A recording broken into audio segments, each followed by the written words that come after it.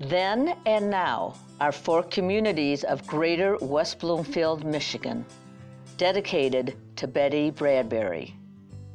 Funding by the Greater West Bloomfield Historical Society, Memorial Fund for Betty Bradbury. Welcome to a virtual tour of Greater West Bloomfield, a unique community in so many ways. This presentation can only begin to share our area's rich history. The tapestry of life has many layers, and here we'll virtually tour through 4 communities, following the roadways beginning at West Bloomfield Township Civic Center, southwest through the Township, then north through the City of Orchard Lake Village, the City of Keego Harbor, concluding in the City of Sylvan Lake. Because these 3 cities are mainly within West Bloomfield, we are known collectively as Greater West Bloomfield.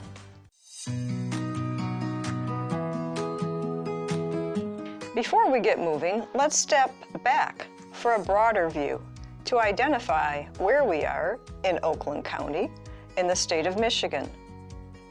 The Northwest Ordinance of 1787 set up the framework for our communities and townships.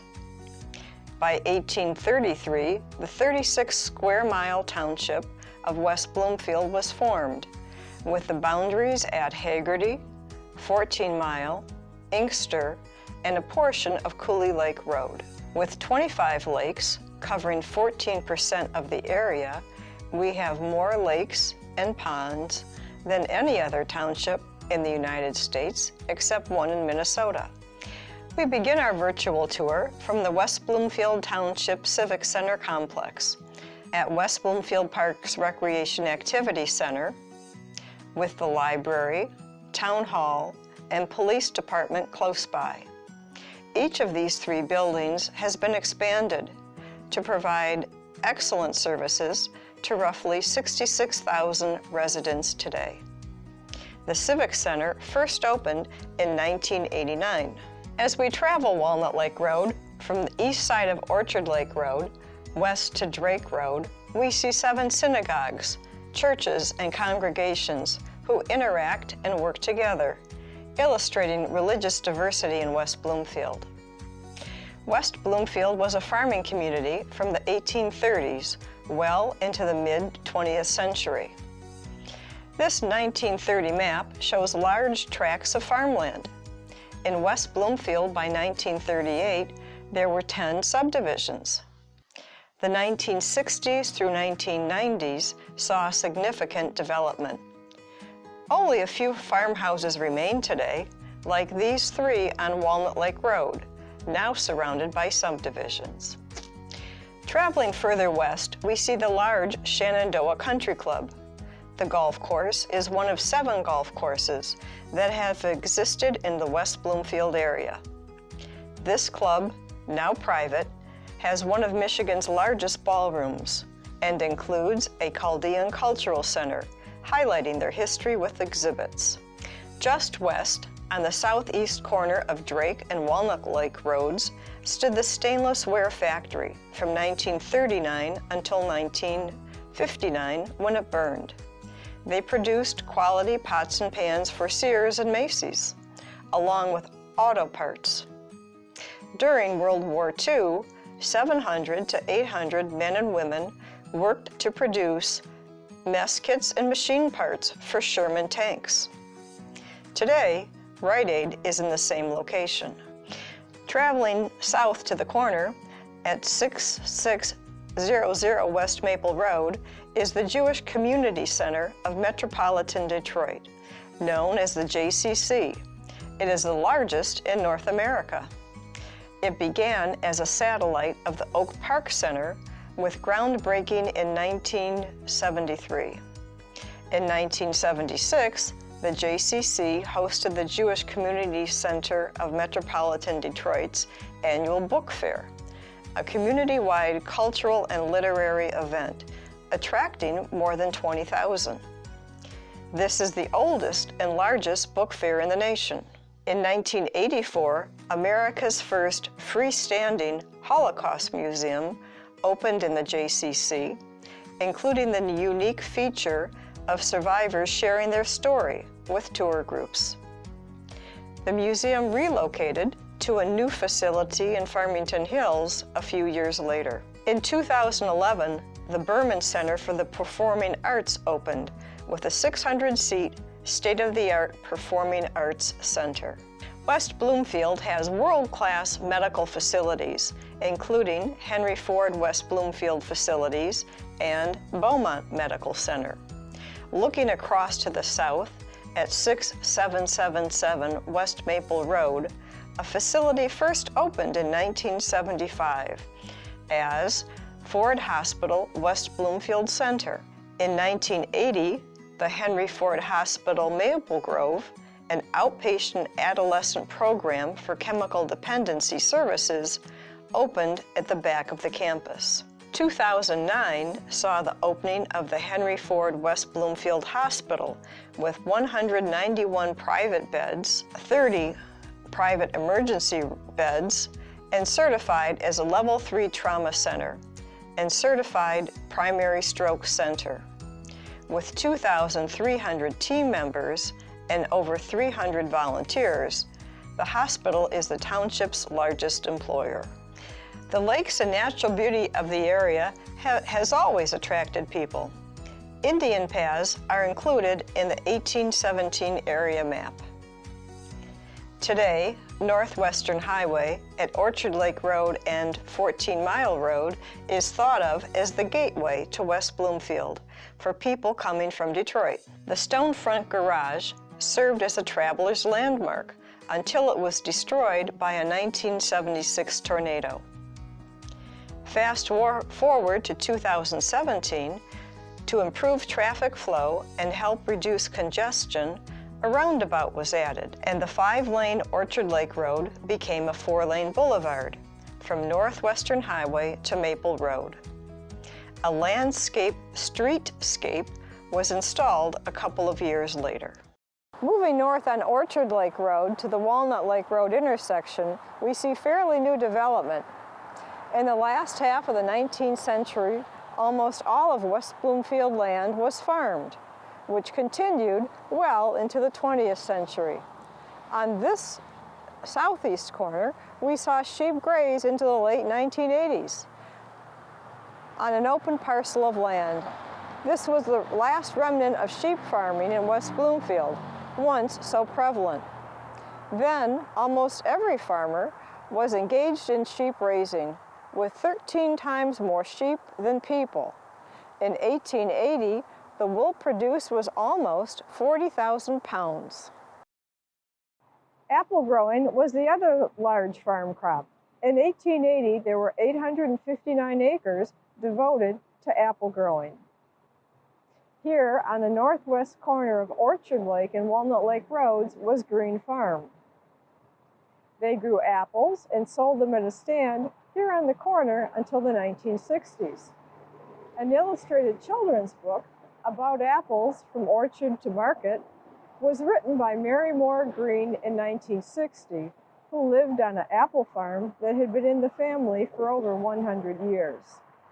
The 1870 census lists a black family: James Walton, 46, from Kentucky; Blind, with his wife Ann, 30, from Canada, who lived next to this green farm. Their Michigan-born children include Sherman, 14, Fanny, 10, George, 8, Mary, 6, and James, 1. Fanny, George, and Mary attended Green School. The school was close by on land the Greens donated.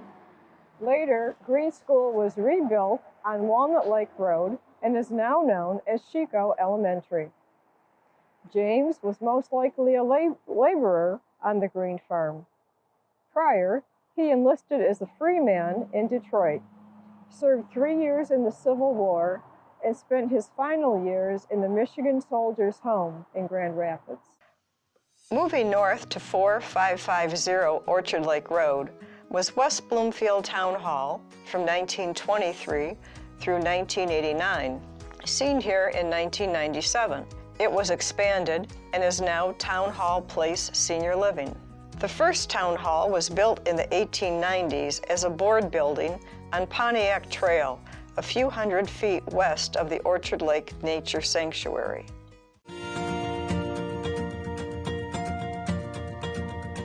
Welcome to the city of Orchard Lake Village, a city that occupies just over 4 square miles with a population of about 2,400. During the 1850s, the then remote Orchard Lake area was established as a Scottish community. Traveling north on Orchard Lake Road just south of Pontiac Trail on the east side of the street, our first stop would have been a toll gate with the toll paid to the commissioner of the highway to maintain the gravel road. The beauty of the lakes has always drawn visitors to this area. As transportation and roads improved, travel time from Detroit shrank from 5 hours to 1 with the completion of the Grand Trunk Railroad line in the 1880s.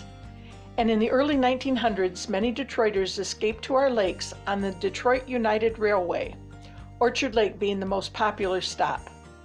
The advent and increased affordability of the automobile in the 1920s and 30s brought more vacationers to the area from Detroit. Heavy traffic can be seen from the Texaco station known as Wilkins Corner at Orchard Lake Road and Walled Lake Road, now known as Pontiac Trail. The Wilkins family also owned a restaurant at that same corner, which was remodeled into the meeting place in the early 1970s. A small strip mall was later added. The corner restaurant changed hands many times before being razed, making room in 2015 for the now shuttered Walgreens. To accommodate these short-term visitors, entrepreneurs built hotels, cottages, camping grounds, and cabins. The Orchard Lake House at the corner of Orchard Lake Road and Long Lake Road was built in 1857. The later renamed Orchard Lake Hotel was built to accommodate travelers staying in the area.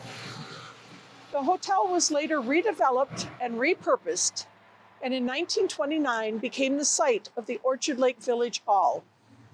The old hotel was torn down in 1938. Using both the foundation and timber from the old structure, this new building was first home to the Village Hall.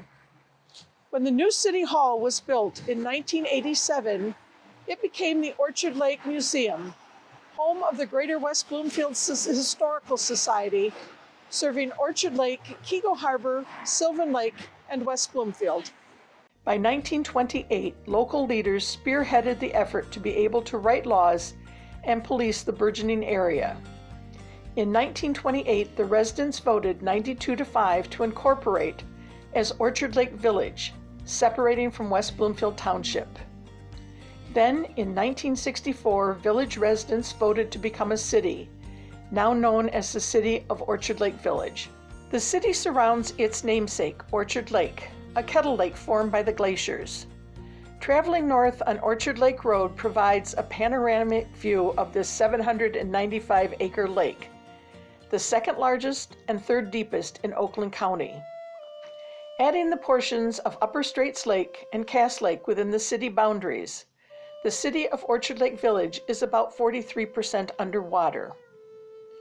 Orchard Lake is near the headwaters of the watersheds of the Clinton, Huron, and River Rouge rivers. The 35-acre Apple Island in the center is a geological rarity. Indigenous people were drawn to the site for the safety an island provides. Apple Island was an easily accessible, well-known meeting location and is listed as an historic archaeological site on the National Register of Historic Places. These natives referred to the island as Misanagorning, meaning apple place. Apples were brought to the area by early French voyageurs and grew on the island until the tornado of 1877. Following the signing of the 1807 Treaty of Detroit, Apple Island was surveyed and offered for sale. There was a series of 5 owners who built cottages and summered there as recently as the 1930s. Apple Island was donated as the Marjorie Ward Strong Woodland Sanctuary to West Bloomfield Schools in 1970 for use as a permanent woodland sanctuary for the education of young children. The lakes have provided year-round activities including swimming, boating, ice skating, and curling. Curling first occurred in the United States on a small sheltered bay on Orchard Lake in 1831, brought here by the Scottish immigrants. Local resident George Lawton led the U.S. team to the Olympics when curling debuted as a demonstration sport in 1932. Curling was added as an Olympic sport in 1998. Sailboat races began between ordinary pleasure crafts. However, competition increased and prize pennants became the Orchard Lake $100 Cup and later the Ward Palouse $1,000 Cup. Either could be won for a first-place win for 5 consecutive years. An 1817 survey map of West Bloomfield Township shows Indian huts on land east of Orchard Lake in an area that will see a lot of changes. Upon his retirement from the Michigan Supreme Court, Joseph Tarr Copeland, in 1858, built an impressive oak and brick home with the architectural lines of a mid-Victorian castle. A few years after the Civil War ended, he entered into a partnership with a group of Pontiac businessmen to expand his castle, creating the Orchard Lake Hotel. The hotel opened with fanfare on June 20th, 1872, accommodating about 100 guests. J. Henry Whitmore composed the Orchard Lake Polka, dedicated to the stockholders and patrons of the Orchard Lake Hotel, the Saratoga of Michigan. Poor management drained the financial resources of the hotel. It closed in 1877, having never recovered from the financial panic of 1873. The hotel was then sold to Colonel J. Summer Rogers, who established the Michigan Military Academy in 1877, an all-boys military prep school often referred to as the West Point of the West. There were a total of 19 buildings on the campus, laid out around an open area for training in military drills and exercises. In 1900, unable to pay off the huge sums of money owed from a massive building project, the academy quickly sank into debt. The academy went bankrupt and closed in 1908. The academy became a Polish seminary in the early 1900s and is now home to St. Mary's Preparatory, St. Mary's College, and Saints Cyril and Methodius Seminary, known today collectively as the Orchard Lake Schools. Former Michigan Military Academy buildings, as well as newest structures, continue to serve students. Colin Campbell purchased Apple Island in 1856. Carolyn Campbell held religious services on the island and was instrumental in the formation of the Orchard Lake Community Church, located on the north shore of the lake at 5171 Commerce Road. This chapel was built to accommodate the influx of summer visitors and was dedicated in 1874. Residents of West Acre subdivision, built in 1936, needed a place for Bible school, which the church provided. The two groups would merge. By 1943, Campbell's Church was officially recognized by the Presbyterian Church. Sales of local grapes funded the expansion in 1971, replicating what Carolyn Campbell had done to raise funds for the original chapel. The final view of Orchard Lake Village is of this shot near Seminary Road. Just like the inner urban, our next stop heading north is Kego Harbor.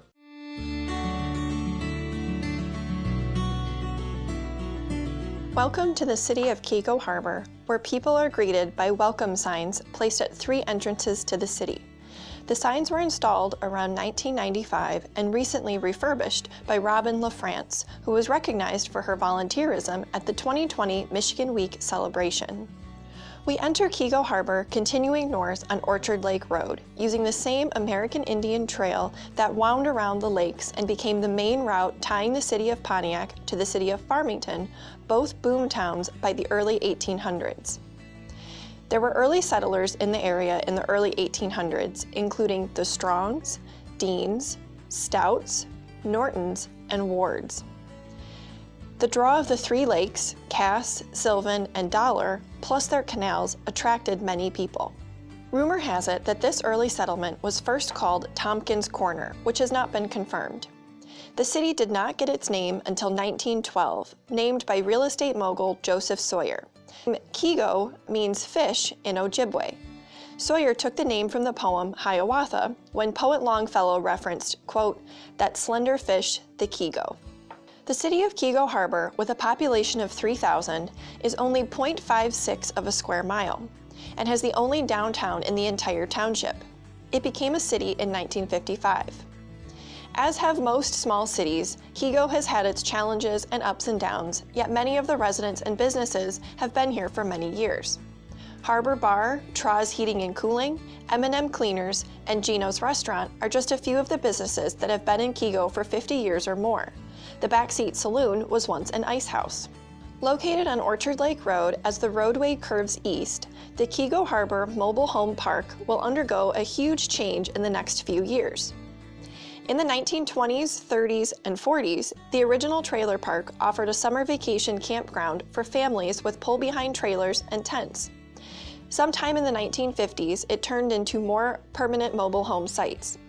New owners of this property will build a 5-story luxury apartment building with 250 living sites, as well as retail businesses on the first floor, including 2 restaurants and a pool. Winterset Galleries, once the Kego Harbor Hardware, is now the home of an upscale clothing shop and art framing gallery. Winterset retained the Hardware's original flooring and access to the downstairs. A tour would not be complete without talking about the Kego Theater, gone since 1994, to make way for commercial development. First opened in 1948 to a citywide parade, the theater offered first-run films for many years, including current event newsreels. Today, commercial retail fills this space, and the neon sign illuminates the Orchard Lake Museum's 2-seat mini theater.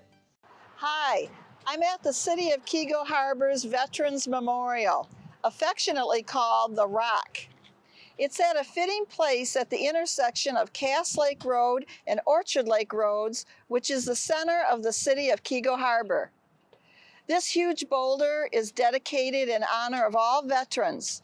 The rock was brought to this spot from the Edward Weber family farm, located at Maple and Farmington Roads in West Bloomfield, by the Kiwanis Club in 1946.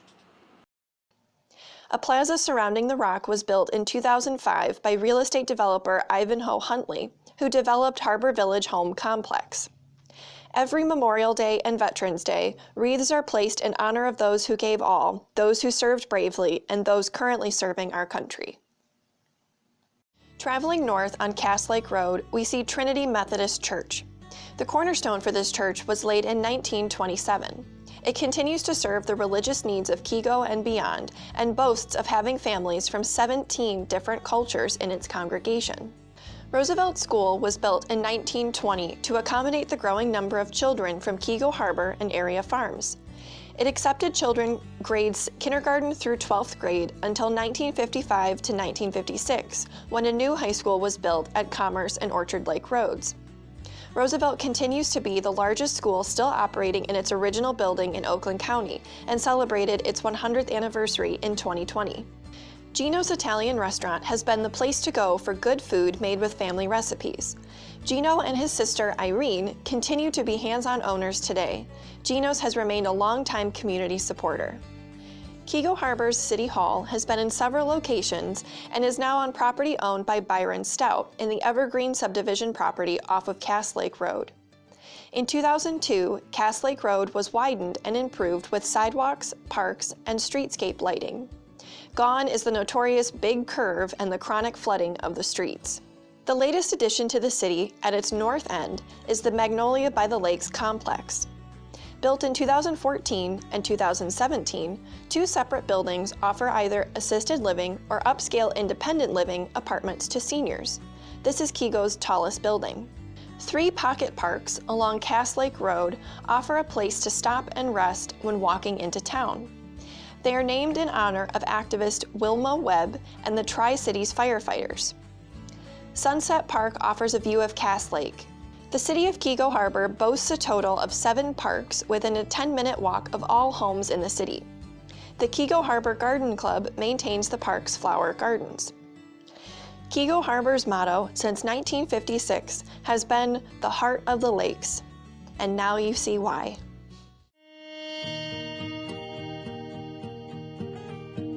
Let's continue traveling north on Orchard Lake Road to Pontiac Drive, to what is now the City of Sylvan Lake. In 1817, surveyors began to survey the land in what is now the state of Michigan. A marker was placed where today are two houses on one side and the Stone Soap Company on the other side. A 1913 map calls this Township Corner. The townships of Waterford, Pontiac, West Bloomfield, and Bloomfield all come together in this spot.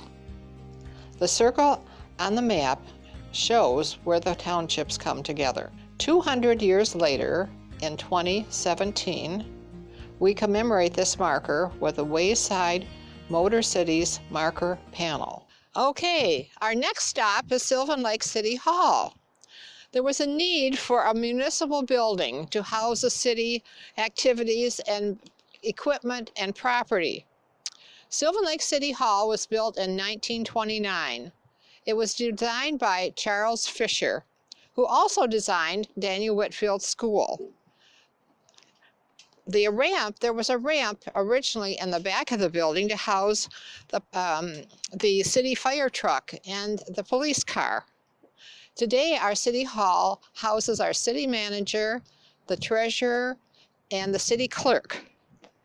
A new entrance was recently added for the police department on the side of the building. The population in Sylvan Lake is about 1,750 people.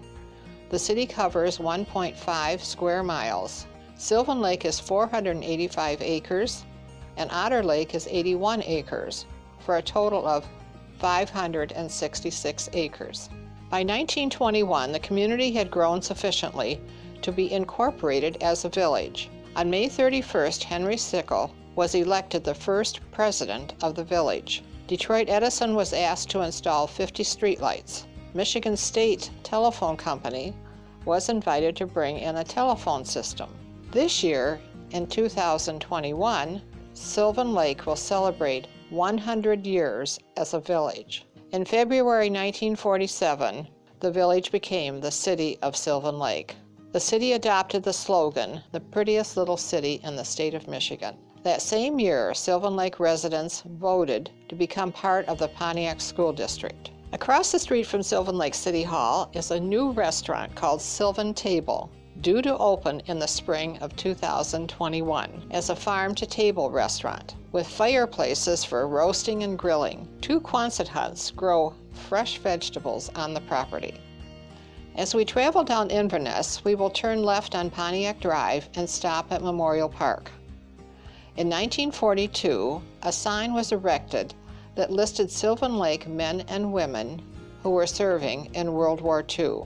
In 1944, Mrs. Jarvis requested a bid for $99 to cover the expenses to complete the park program. Today, the Sylvan Lake Garden Club maintains the flower gardens with seasonal and monthly weeding and trimming. A Memorial Day parade has been held every year since 1945. Children decorate their bikes and have their faces painted. There are floats plus organizations walking and riding the parade route. Veterans are honored with their name, rank, and the war they served in. The parade brings the whole city together to honor our veterans. At the same corner, the interurban traveled down Garland. Garland Avenue is a boulevard today as a result of the interurban.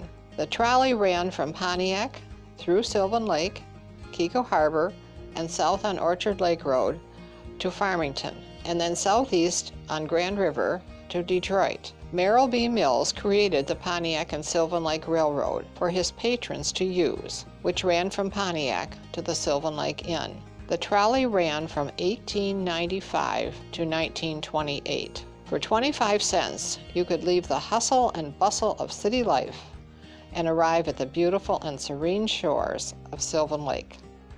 As we travel down Pontiac Drive, we cross the bridge over the canal. In 1895, the bridge was built over the canal for patrons to get to the Sylvan Lake Inn. It originally served horseback riders, from the hotel riding stables. Today it gives us access to the community center and homes on the point. In 1893, Merrill B. Mills built a summer hotel for $25,000, almost $700,000 today, on a hilly point separating the two parts of the lake. He encouraged land sales by offering a free weekend at his hotel for those who bought a lot in the subdivision. There was a golf course, a riding stable, a bathing beach, a bowling alley, and even a billiard parlor. The grounds were lighted by electricity, available with the development of the interurban railway. The owners planned a community of 1,300 building lots, 6 public parks, a schoolhouse, a depot, and church sites.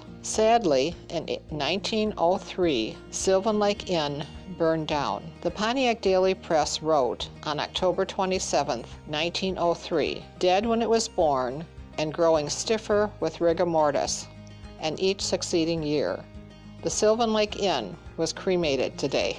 In 1906, Merrill B. Mills donated his property from the inn to the Detroit Free Press to use as a fresh air camp. The camp began in 1906 with just a few newsboys brought out from the city of Detroit to enjoy 2 weeks in the country. In 1909, girls were invited to the camp. Every morning, the boys and girls rose to reveille. They gathered at the flagpole to recite the Pledge of Allegiance. Breakfast was preceded by a morning dip in the lake. The building on the left was a dining hall, built in 1920, designed by Albert Kahn. His wife, a member of the Countryside Improvement Association, and the club held fundraisers for the new dining hall. The Fresh Air Camp Activities Building included a stage. Each evening, the campers would gather for an evening program.